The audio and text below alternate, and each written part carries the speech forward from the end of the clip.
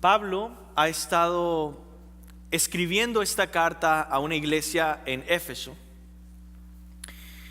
Y esta iglesia es una iglesia que le está yendo bien espiritualmente.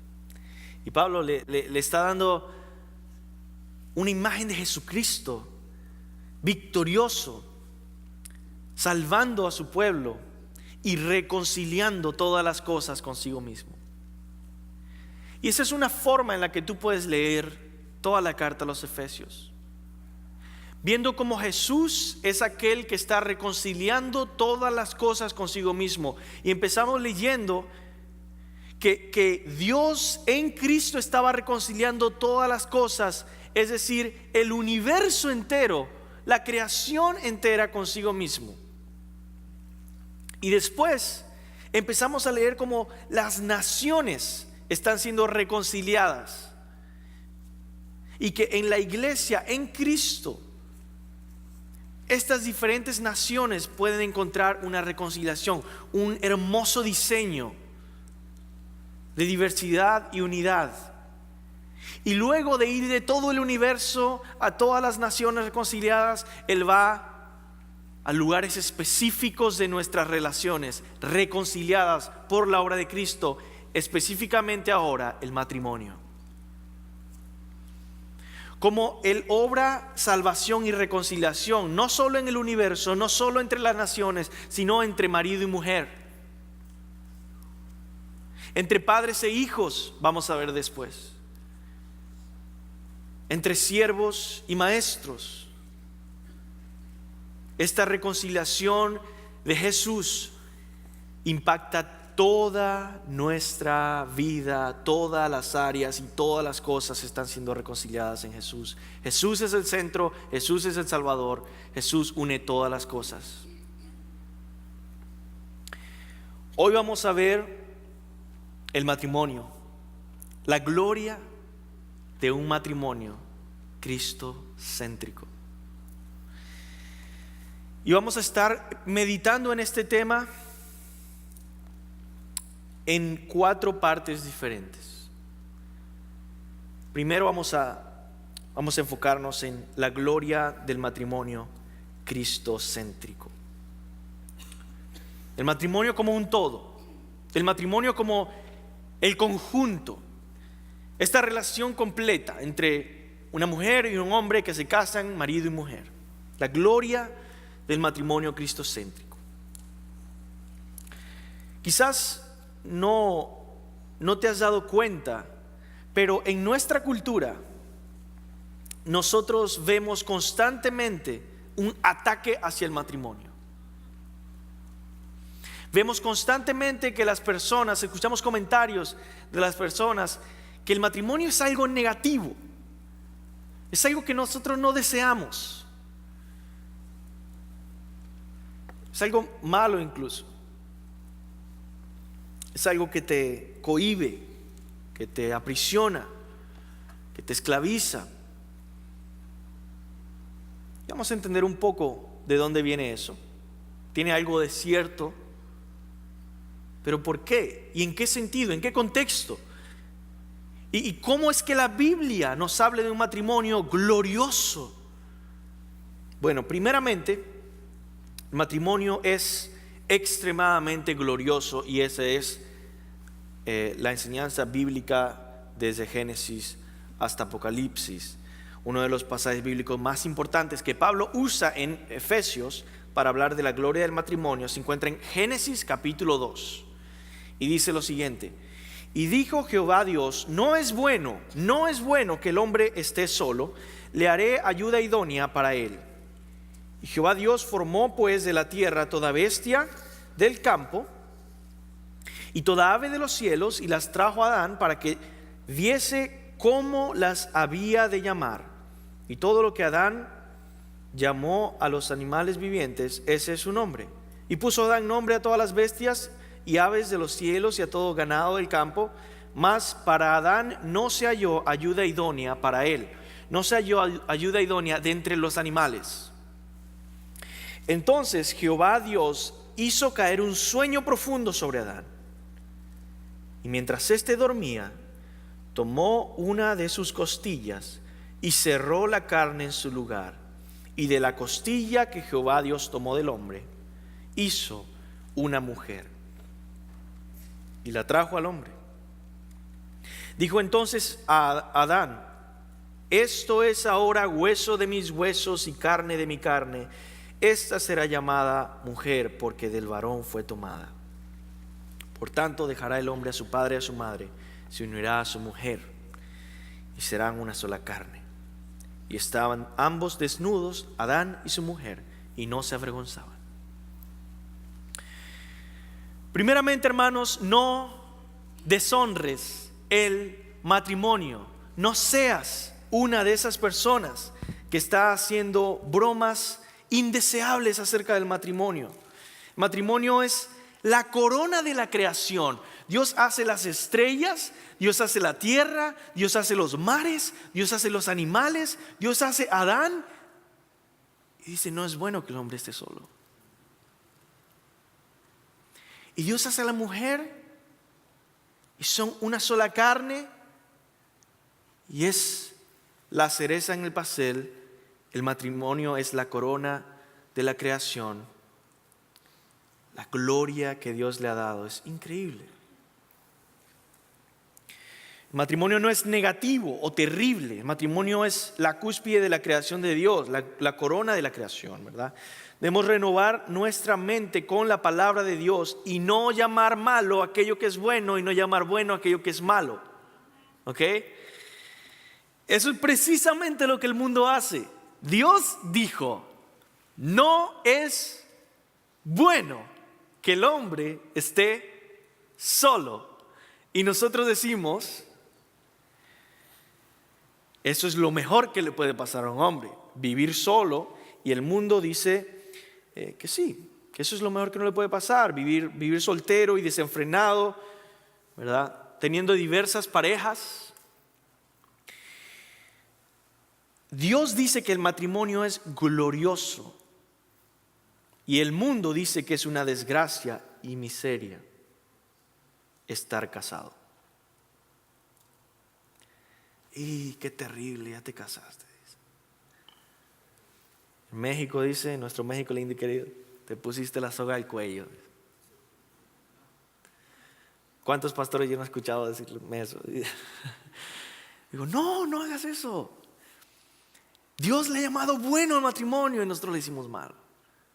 Dios dice: no es bueno que el hombre esté solo. Y nosotros decimos: no, eso es lo mejor. No llames malo a lo que Dios dice bueno y no llames bueno a lo que Dios dice malo. La otra forma en que Pablo dice que el matrimonio es glorioso, diciendo que el matrimonio es un misterio, una imagen gloriosa del evangelio. Otra vez ahí en Efesios, él dice que el matrimonio sirve como una ilustración del evangelio. El matrimonio lleva la responsabilidad de Dios de representar la relación entre Cristo y la iglesia. Qué increíble es esto. Pablo escribe, versículo 32, Efesios 5:32: grande es este misterio, mas yo digo esto respecto de Cristo y de la iglesia. ¿Qué está diciendo esto? El matrimonio es un gran misterio que nos da el mensaje de Cristo y de la iglesia. Pablo habla del matrimonio de una manera muy diferente a la que habla las demás personas que escuchamos, que dicen: al cabo el matrimonio es un pedazo de papel. No lo es. Ahora, el matrimonio no es obviamente glorioso, pero es un misterio. Y es en ese misterio que está el mensaje de Cristo y la iglesia. Y ese mensaje es glorioso. Y esa es la responsabilidad de todo matrimonio cristiano. La primera responsabilidad que tú tienes, si tú estás casado y tienes un matrimonio cristiano en esta iglesia, son miembros de la iglesia, la primera responsabilidad que tú tienes como matrimonio, ¿cuál es? Tienes la responsabilidad de representar fielmente la relación entre Cristo y la iglesia. Que esa siempre sea tu respuesta la respuesta que viene a tu mente, esa es la respuesta bíblica. La respuesta es: mi responsabilidad, nuestra responsabilidad como matrimonio es representar fielmente la relación entre Cristo y la iglesia. Segundo, debemos ser pro matrimonio. ¿Verdad? Leí un artículo que se titulaba We Must Be Pro Marriage. Debemos ser pro matrimonio, debemos promover el matrimonio y desear que más hombres y mujeres se casen, que decidan casarse en lugar de vivir juntos y rechazando el matrimonio. Si tú estás aconsejando a alguien y realmente te pregunta: oye, ¿debería seguir viviendo junto o debería casarme? Tu respuesta no debería ser: a todo costo no te cases, ¿no? Por supuesto, hay muchas preguntas que hacer y la Biblia nos instruye en todas ellas, y yo espero pasar por muchas de ellas hoy. Pero yo te quiero hablar directamente en un área antes de pasar a lo siguiente. Si tú estás acostándote con alguien y no te has casado, estás en desobediencia directa con el mandamiento de Dios. Estás en pecado. Y esto no es un juego, porque la Biblia dice que la paga del pecado es muerte. Una de mis responsabilidades es advertirte a ti del juicio venidero que vendrá a los pecadores si no te arrepientes y buscas salvación en Cristo. El momento de tu juicio se acerca. Y Dios me ha puesto aquí y me ha llamado aquí a que yo sea fiel en también advertirte del juicio venidero. La paga del pecado es muerte. El juicio se acerca. Tú puedes ser salvo de ese juicio si te arrepientes de tus pecados hoy y entregas tu vida a Jesucristo. Hay esperanza hoy. ¿Quién sabe si hay esperanza mañana? El matrimonio, en tercer lugar, fue afectado por el pecado. Eso es claramente enseñado en la Biblia, después del capítulo 3 de Génesis. El matrimonio es afectado por el pecado, corrompido, manchado, desfigurado en muchos sentidos. Ya no es una representación fiel, sino quebrantada. Y por eso el matrimonio puede ser terriblemente difícil.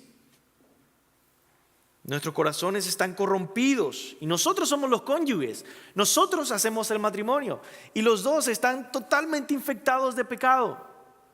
El matrimonio es una porción del Edén que nos fue dejada como recordatorio de las bendiciones de Dios, pero también ha sido corrompido y nos es dejada como recordatorio de la corrupción del pecado en nosotros.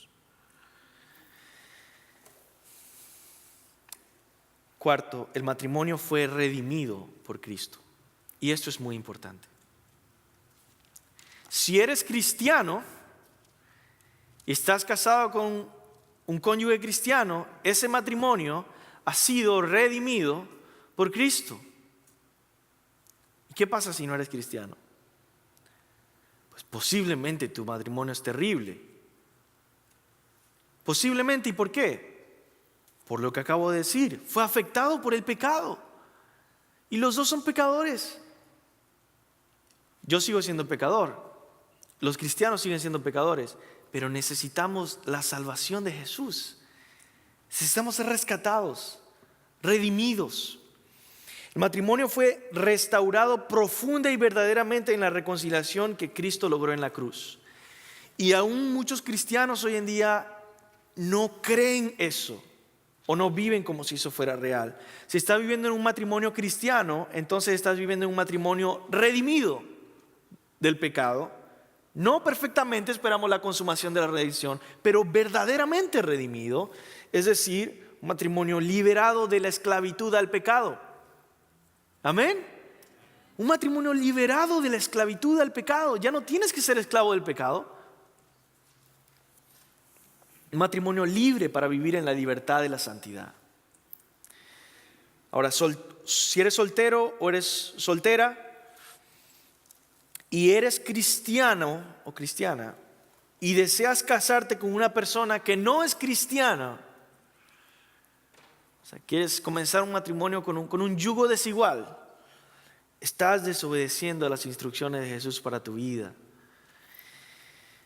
Estás tomando una decisión muy, muy mala para ti.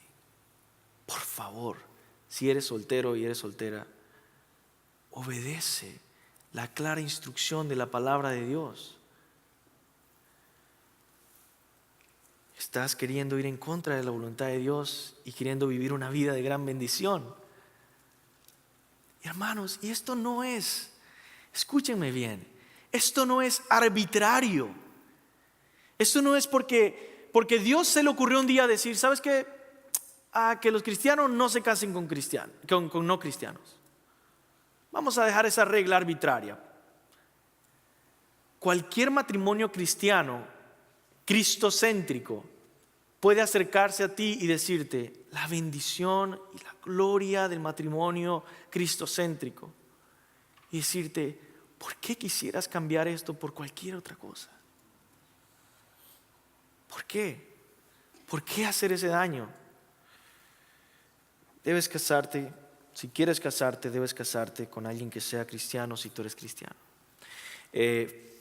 Primera de Corintios 7:39 dice lo siguiente: la mujer casada está ligada por la ley mientras su marido vive, pero si su marido muere, queda viuda, libre es para casarse con quien quiera.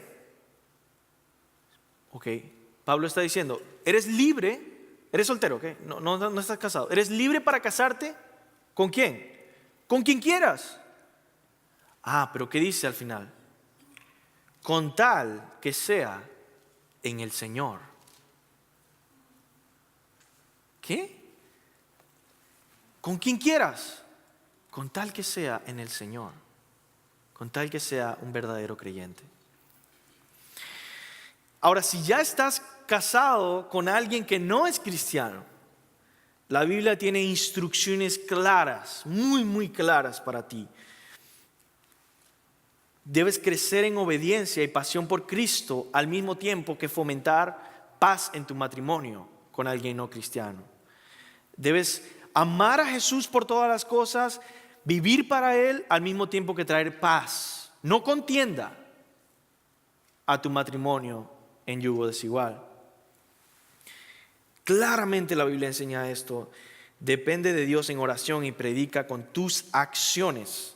Dice Primera de Pedro. Y mira, si tú eres creyente y estás casado con alguien no creyente, anota este versículo. ¿Okay? Primera de Pedro, capítulo 3, versículo 1 y 2. Primera de Pedro, capítulo 3, del versículo 1 y 2. Asimismo, vosotras mujeres, estad sujetas a vuestros maridos, para que también los que no creen la palabra sean ganados sin palabra por la conducta de sus esposas, considerando vuestra conducta casta y respetuosa.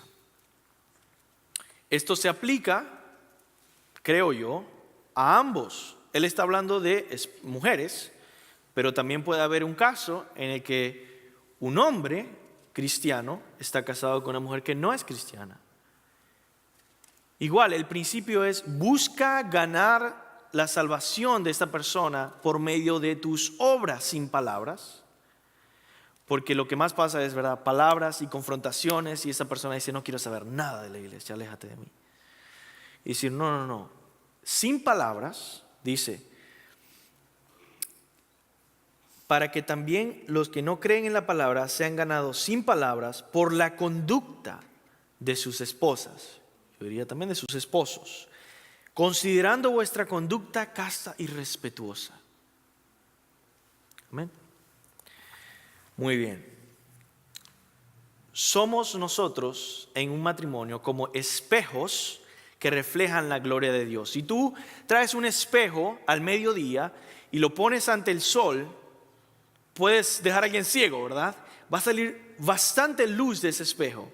La pregunta es esta: ¿esa luz proviene del espejo o del sol? Del sol. Cuando hablamos de la gloria del matrimonio cristocéntrico, no hablamos de una gloria que proviene del matrimonio, es una gloria que es reflejada como un espejo. La gloria de Dios se refleja en el matrimonio cristocéntrico y todos nosotros podemos ver la gloria de Dios en un matrimonio cristocéntrico. Ahora, ya vimos la gloria del matrimonio completo. El matrimonio se compone por un esposo y una esposa. Vamos ahora a ver la gloria de cada una de estas partes, ¿verdad? Porque eso es lo que Pablo hace. Comencemos con la gloria de una esposa cristocéntrica. ¿Okay? La gloria de una esposa cristocéntrica. Versículos 22 al 24. Pablo dice lo siguiente: las casadas estén sujetas a sus propios maridos como al Señor. Porque el marido es cabeza de la mujer, así como Cristo cabeza de la iglesia, la cual es su cuerpo y Él es su Salvador. Así que como la iglesia está sujeta a Cristo, así también la casada lo esté a sus maridos en todo. Gloria a Dios que en esta iglesia buscamos predicar expositivamente, lo cual quiere decir que no importa mi opinión, importa ver lo que la Biblia dice. Y aquí podemos estudiar la Biblia y entender que los verbos que se enfatizan es sujeto, estar sujeta, que las casadas estén sujetas a sus maridos. O esto es algo que se puede traducir también como sumisión a sus maridos, ¿ok? Pablo nos dice que en el misterio del matrimonio, la gloria de la mujer casada es parecerse a la iglesia de Cristo. Y la iglesia sigue el liderazgo de Cristo con gozo. Eso es algo extremadamente controversial en nuestra cultura hoy. Y yo me puedo meter en muchos problemas si fuera mi opinión, pero no lo es. Entonces, leemos lo que Pablo dice: las casadas estén sujetas a sus propios maridos. Al ser como la iglesia, la gloria de la esposa cristocéntrica está en la sumisión, dice Pablo. Ahora, vamos a ver qué no es la sumisión y después vamos a ver qué es la sumisión bíblica. ¿Qué no es la sumisión? La gloria de una esposa cristocéntrica es la sumisión. ¿Qué no es la sumisión? La sumisión no es ser pisoteada o abusada por tu marido. Esa no es la gloria de la mujer o de la esposa cristocéntrica. La sumisión no es ser pisoteada o abusada por tu marido. Segundo, la sumisión no es ser completamente pasiva sin hacer nada. Esa no es la gloria de la esposa cristocéntrica. Tercero, y perdón que vaya tan rápido, yo te aconsejo que tomes provecho de ir a Mujer Virtuosa los miércoles, Hombres Fieles los sábados. Estamos profundizando en este tema de esposos y esposas, en un contexto bíblico. Pero tengo que ir rápido y después está el video por ahí en internet. La sumisión no es ser pisoteada o abusada por tu marido. La sumisión no es ser completamente pasiva sin hacer nada. Tercero, la sumisión no es ser la sirvienta o esclava de tu marido. Esa no es la gloria de la esposa cristocéntrica.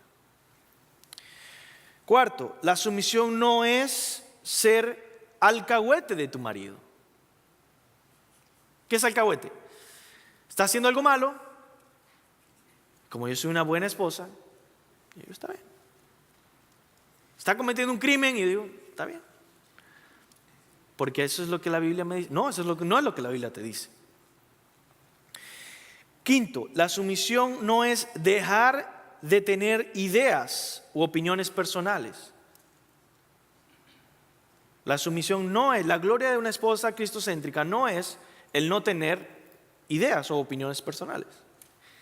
Y sexto, la sumisión no es obedecer a tu marido cuando te llama a pecar. Esa definitivamente no es la gloria de una esposa cristocéntrica. No está en obedecer a su marido cuando le llama a pecar. Jamás debes obedecer a nadie que te llame a pecar. Jesucristo es tu Señor. Ahora, eso no es la sumisión. Ahora, ¿qué es la sumisión? ¿Qué sí es la sumisión de la que Pablo está hablando? Que es la gloria de una esposa cristocéntrica. Bueno, primero, la sumisión es honrar y respetar a tu esposo. La sumisión, segundo, es afirmar el liderazgo de tu esposo.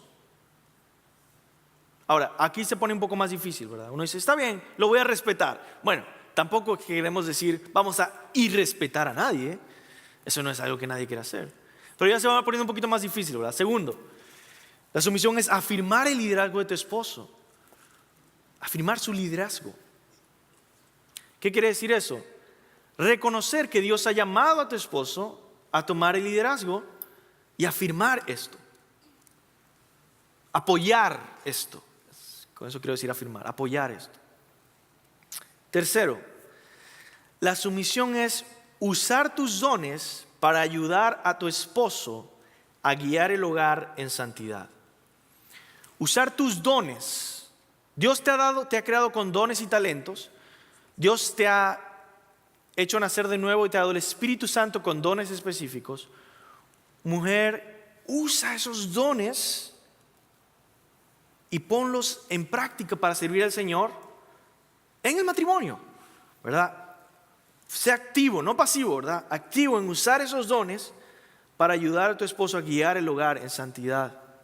Cuarto, la sumisión es recibir gozosamente el liderazgo espiritual de tu esposo. Súper importante la palabra gozosamente. La sumisión no es decir sí a regañadientes. O sea, claro, no. Bueno, vamos a hacer eso. ¿Por qué? Porque simplemente esa no es la gloria de la iglesia, la relación de Cristo con la iglesia. No le decimos a Cristo, bueno, Señor, está bien, voy a hacer esto. Es, sí, Señor. La iglesia sigue al Señor Jesucristo con amor, con gozo. Es una obediencia que lleva gozo en Él. La sumisión es recibir gozosamente el liderazgo espiritual de tu esposo. Ahora, esto puede ser complicado. ¿Por qué? No queremos que... Esto es interesante. Las cristianas, las mujeres cristianas, muchas veces pueden recibir la edificación de otras personas, sea mujeres o sea, por ejemplo, del pastor, estoy predicando y recibe, aprendí esto. Pero si su esposo le hubiera dicho lo mismo, exactamente lo mismo que dijo el pastor, ay, no quiero escuchar esto. Entonces, por eso es recibir gozosamente el liderazgo espiritual de tu esposo. Esa es la lucha, ¿verdad? No hubiera mérito si no hubiera una intencionalidad de luchar por decir, ok, yo quiero gozosamente recibir el liderazgo espiritual de esta persona con la que me casé. Ojo, eso es un consejo para las personas solteras, las mujeres solteras. Si tú vas a casarte con alguien que no respetas en absoluto y dices, ¿para qué te vas a meter en esto donde va a ser imposible para ti someterte a esta persona? Cásate con alguien que tú dices, yo en parte admiro a esta persona, yo quiero seguir a esta persona. Sexto, último, la sumisión es descansar confiadamente en que tu marido lleve el peso principal de las responsabilidades del matrimonio y la familia. ¿Qué quiere decir esto? Bueno, en conversación con mi esposa, siempre por años, siempre ella cada vez que conversa con otras mujeres acerca de este tema, la forma en la que mi esposa lo habla es, esto de la sumisión, eso es genial, dice. ¿Por qué? Sí, a mí me encanta esto. Eso quiere decir que yo puedo estar más ligera.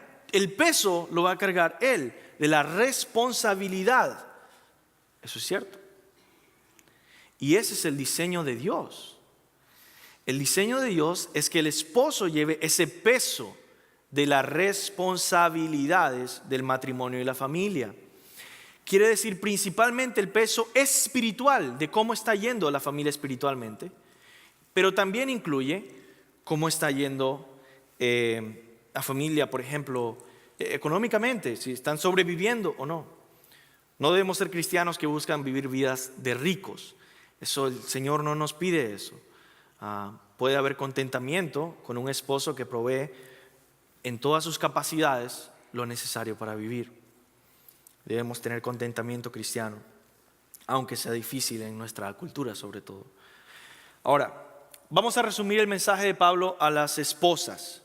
Es una esposa cristocéntrica florece en genuina sumisión a su marido porque el evangelio produce humildad en su corazón. Cuando esto sucede, la gloria del evangelio brilla en una esposa cristocéntrica. Cuando esto sucede, la gloria del evangelio brilla en una esposa cristocéntrica. Algunas preguntas, voy a pasar volando por estas preguntas, pero son preguntas, no son preguntas, perdón, son consejos prácticos de cómo puedes someterte a tu marido mejor. 5 consejos prácticos. Otra vez, el video va a estar en internet. Yo quiero que ustedes realmente tomen estos consejos y los pongan a práctica en sus matrimonios. Primero, esposa, recuerda que Dios te ha perdonado de una multitud de pecados y fracasos. De esta forma, se te facilitará someterte a tu esposo imperfecto. Tú eres imperfecta, él también lo es. Recuerda que tú has sido perdonada. Segundo, esposa, sé intencional en usar tus dones y tus ideas para ayudar a tu marido a guiar la familia hacia la conformidad a Cristo.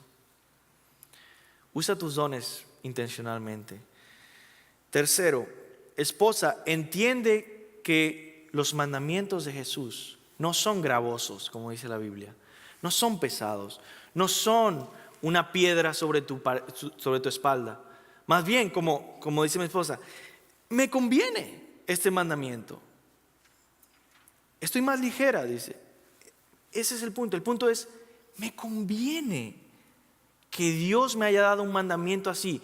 Todos los mandamientos del Señor, por más raros que parezcan, dice, es para tu bendición. Te conviene obedecer esos mandamientos. Cuarto, esposa, no te quejes de tu esposo o tus circunstancias. Esto es difícil, pero hay que luchar contra la tendencia a quejarse. Estás envenenando tu matrimonio. La oración y decisiones prácticas son mejores soluciones que la queja. Y por último, esposa, sé llena del Espíritu, de la presencia manifiesta de Cristo y traerás a tu matrimonio frescura y vitalidad. Amén. Muy bien, vamos a pasar al esposo. Ahora, Pablo dedica muchísimo más espacio, casi todo lo que dice es acerca del esposo, porque el esposo es el que lleva el peso de la responsabilidad del matrimonio. Entonces, la gloria de un esposo cristocéntrico. La gloria de un esposo cristocéntrico. Dice, maridos, amad a vuestras mujeres, así como Cristo amó a la iglesia y se entregó a sí mismo por ella, para santificarla, habiéndola purificado en el lavamiento del agua por la palabra, a fin de presentársela a sí mismo, una iglesia gloriosa, que no tuviese mancha, ni arruga, ni cosas semejantes, sino que fuese santa y sin mancha. Así también los maridos deben amar a sus mujeres como a sus mismos cuerpos. El que ama a su mujer, a sí mismo se ama. Porque nadie aborreció jamás a su propia carne, sino que la sustenta y la cuida, como también Cristo a la iglesia, porque somos miembros de su cuerpo, de su carne y de sus huesos. Por eso dejará el hombre a su padre y a su madre. Dejará el hombre a su padre y a su madre, y se unirá a su mujer.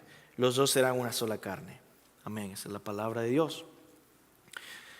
Ahora, un hermoso baile, cuando ves un hermoso baile, una presentación artística, no puede ocurrir sin que ambas partes tomen su rol, ¿verdad?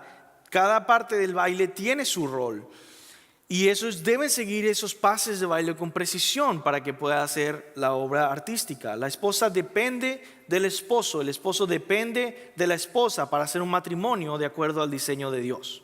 Para hacer un matrimonio cristocéntrico. El diseño del evangelio, ¿verdad? Esta enseñanza bíblica de que marido y mujer se necesitan unos a otros es lo que se llama complementarismo. Se complementan unos a otros. ¿Tienen diferencias? Son distintos las mujeres y los hombres. Son distintos las esposas y los esposos. Tienen roles distintos y se necesitan el uno al otro para complementarse y poder tener el diseño de Dios. Ahora, ¿cuál es la gloria de un esposo cristocéntrico? ¿Cuál es el rol del esposo en el misterio del baile del matrimonio, verdad? Si dijimos que la gloria de la esposa cristocéntrica está en su sumisión, la gloria del esposo cristocéntrico está en el liderazgo espiritual, principalmente. Ahora, ¿qué es ser líder espiritual de tu esposa? ¿Qué es eso? Toma nota. Primero, liderar significa amar y sacrificar. Amar y sacrificar. Versículo 25. Esposos, amen a sus esposas, así como Cristo amó a la iglesia y se entregó por ella para hacerla santa. Cristo amó, ustedes amen. Cristo se entregó, ustedes entréguense. Amor y sacrificio. ¿Por qué eso es importante? Porque ser líder no es usar a alguien para tu beneficio. Es amar y sacrificar para el beneficio de esa persona. Jesús amó y escogió a su esposa, la iglesia, antes de que fuera pura y atractiva. Jesús escogió lo vil y lo menospreciado del mundo, lo que no era nada, tal como éramos. Así Él nos amó hasta la muerte de cruz. Nosotros debemos amar a nuestras esposas con todos los defectos que ella tenga. Es nuestra esposa. Y amar y sacrificar.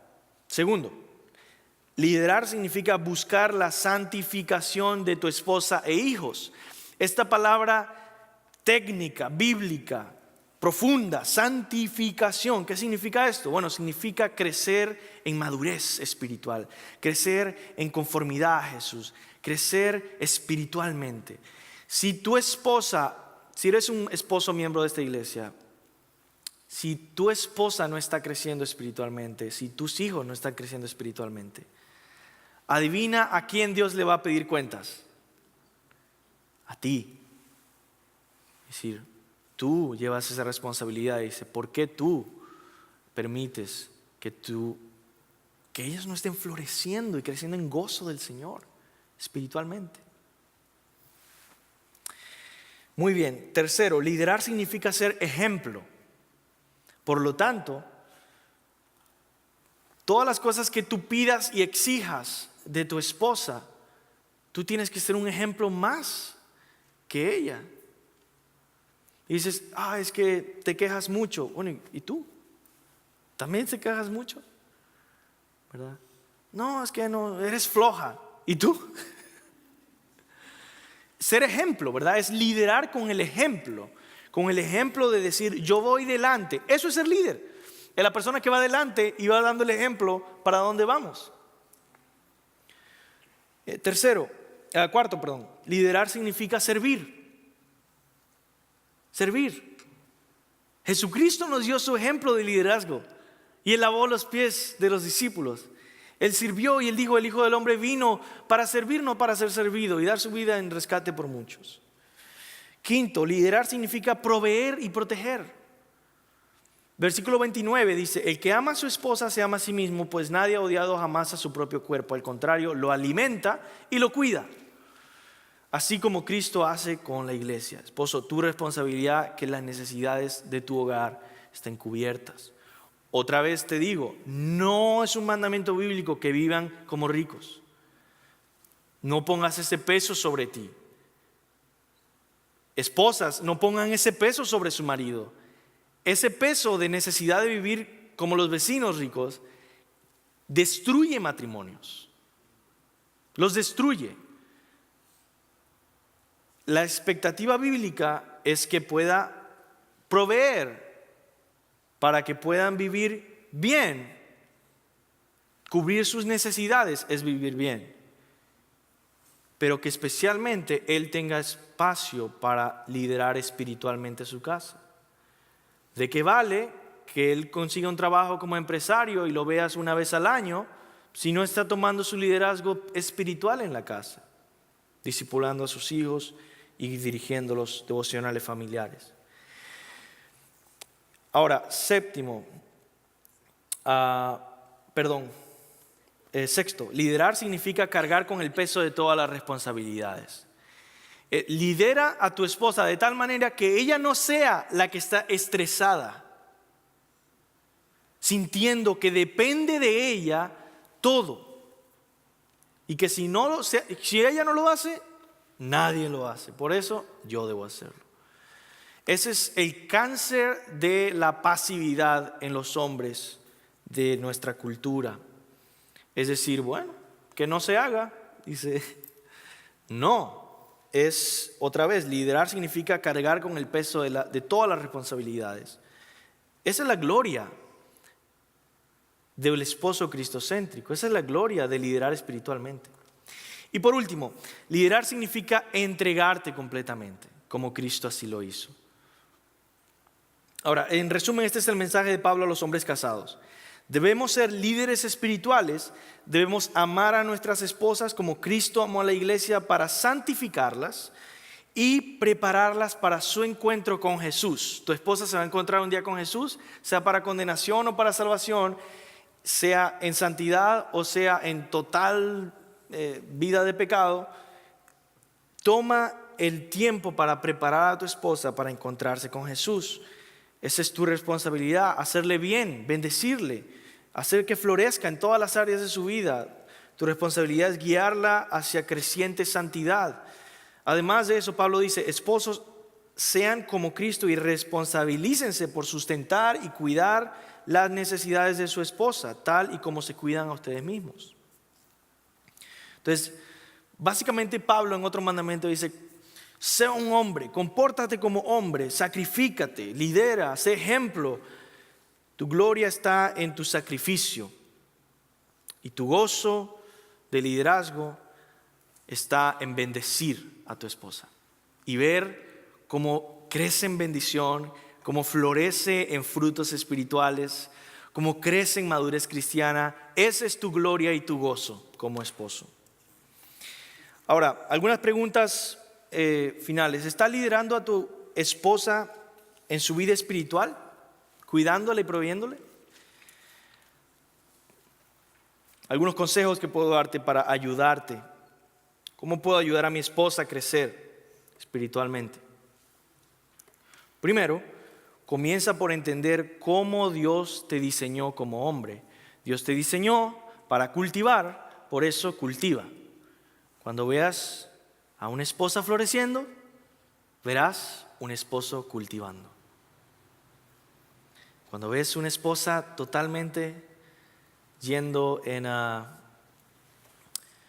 marchitándose, verás un esposo que no está cultivando o no está haciéndolo bien. Segundo, comienza por valorar el crecimiento espiritual de tu familia más que las finanzas. Y yo creo que esa es una de las luchas más grandes en nuestra cultura, en esta ciudad. Valorar más, piensa como cristiano, ¿verdad? Valorar más el crecimiento espiritual de tu familia más que las finanzas. No podemos abandonar nuestras familias para proveerles más dinero.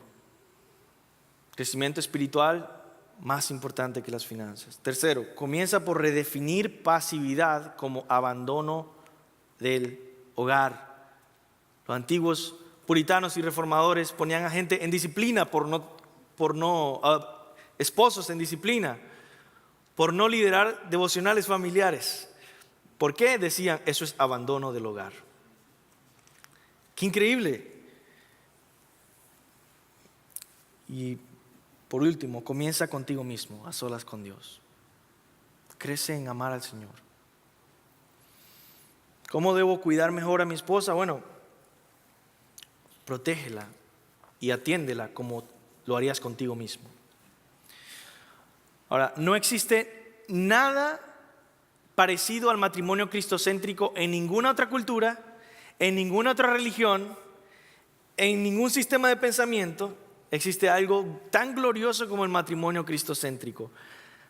Porque solo la Biblia nos presenta el Evangelio y el matrimonio cristocéntrico es la imagen del Evangelio.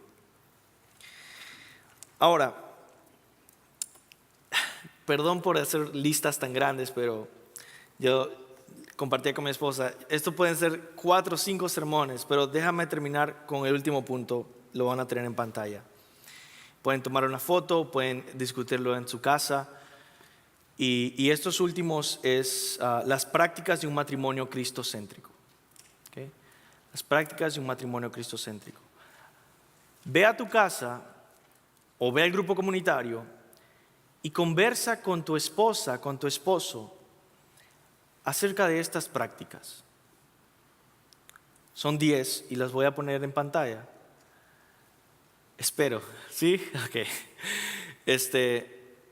Conversa cada una de ellas, ¿ok? Se dice que todo matrimonio está a 5 minutos de la destrucción. Y siempre uno tiene que ser intencional para que no se destruya todo.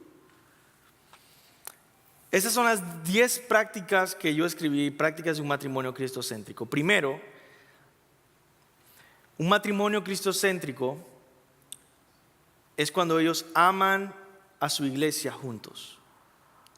Es una práctica que puedes ponerlos todos, Jorge, está bien, para que puedan tomar la foto.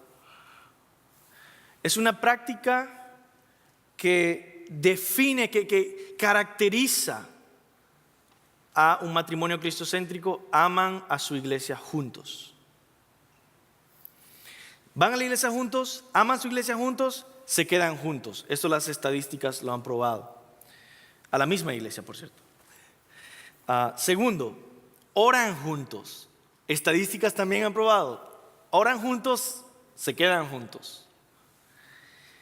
Tercero, se enfocan en servir a otros juntos. Aprenden a no enfocarse en sí mismos. O sea, este tercero es importante. Vas a escuchar mucho, incluso en libros cristianos, en radio, en televisión, vas a escuchar mucho el consejo: enfóquense en ustedes mismos. Una práctica de un matrimonio cristocéntrico es enfocarse en servir a otros juntos. Eso es saludable, muy saludable. Son un equipo logrando algo juntos. Eso crea hermosas relaciones, hermosas relaciones. Cuarto, se enfocan en la eternidad. Cuando tú te enfocas en las cosas eternas, en la salvación, en que Cristo viene, en que el juicio de Dios viene, en que la salvación de las almas es necesaria, todos los problemas temporales empiezan a irse al segundo plano. 5, son constantes en las devociones familiares. Yo estoy alegre. Este año 2018 logramos ver a tantos hombres comenzando a liderar a sus familias en devocionales familiares, que hasta el día de hoy lo siguen haciendo. Gloria a Dios. Yo te aseguro, los matrimonios que han hecho eso han visto cierta mejora en ellos. ¿Qué es devocionales familiares? Es tomar unos 7 a 8 minutos cada día, leer un pasaje de la Biblia, puede ser un capítulo, orar, cantar una canción juntos o agradecer. Y yo he incluido, por cierto, pedir perdón y reconciliación cada día, ¿no? 7 a 8 minutos, con que inviertas eso cada día, esos devocionales familiares, te vas a centrar en Jesucristo. Sexto, confiesan sus pecados unos a otros, piden perdón constantemente. Esta es una de las cosas más importantes de todas y de las que yo más me he beneficiado. No hay ningún pecado que yo haya cometido en mi vida que mi esposa no sepa. Lo más grave, lo más terrible en mi vida, mi esposa lo sabe. Y eso ha sido una bendición tan grande. Yo también sé su vida. Y el punto es, si nosotros empezamos a confiar en ¿a quién más le vas a confiar tus pecados? Si Él ha hecho un pacto, ella ha hecho un pacto, estar contigo y nunca dejarte hasta que la muerte los separe y vivir para la santificación mutua de uno a otro. Es un matrimonio cristocéntrico, ¿verdad? Confiesan sus pecados uno a otro y piden perdón constantemente. Pedir perdón, súper importante. 7. Buscan ayuda espiritual bíblica cuando enfrentan problemas. Yo agregaría decisiones importantes también. Decisiones importantes, problemas, buscan ayuda bíblica, ¿verdad? Van con un líder de la iglesia, el pastor, consejería bíblica, que vean qué la Biblia les guía a hacer en problemas y en decisiones complejas. 8. Aman la corrección. Qué increíble es esto. Saben corregirse unos a otros en amor para impulsar mutuamente su crecimiento espiritual. Reciben la corrección. Esperan ser corregidos por su cónyuge y decir, oh, gracias porque me dijiste esto. ¿Por qué? Porque estás cumpliendo el mandato que Dios te ha dado de ayudarme a mí y yo de ayudarte a ti a crecer en santificación, en crecimiento espiritual. Entonces, aman la corrección. 9, tienen paciencia. Ven el matrimonio como inversión a largo plazo. No exigen que todo sea instantáneo. Eso es algo, un cárcel de la cultura que destruye matrimonios. Es que no veo que cambió. ¿Cuánto ha pasado? Bueno, 2 horas que hablé con él.